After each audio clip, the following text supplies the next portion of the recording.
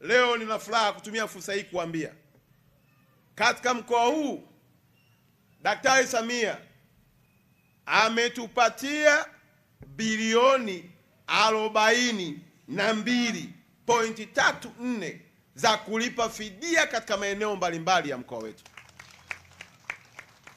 Tuna ujenzi wa barabara Mianzini pale, ina urefu wa kilomita 18, fidia ilikuwa inadaiwa. Akaja waziri wetu wa fedha, nikamleta waziri wetu wa ujenzi na mbunge wa Arusha DC, akajenga hoja, tukakubaliana, tukanyanyuka, nikaomba pesa. Awamu ya kwanza zikaja bilioni 1.3, awamu ya pili zimekuja bilioni 1.7. Kwa hiyo barabara ile ya Mianzini ya kilomita 18 tumepewa fedha zote za fidia takriban zaidi ya bilioni 3, na tayari wananchi wameingiziwa fedha zao. Lakini pia tunajenga uwanja mkubwa wa ndege Karatu.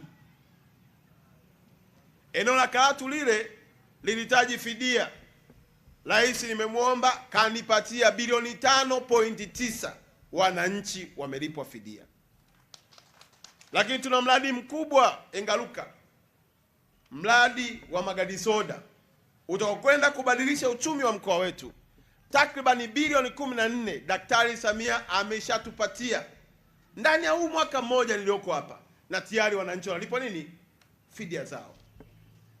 Ukienda Rumeru hapa tuna Duruti, lile eneo limechukuliwa na jeshi, na eneo hilo lilikuwa linahitaji kulipwa fidia.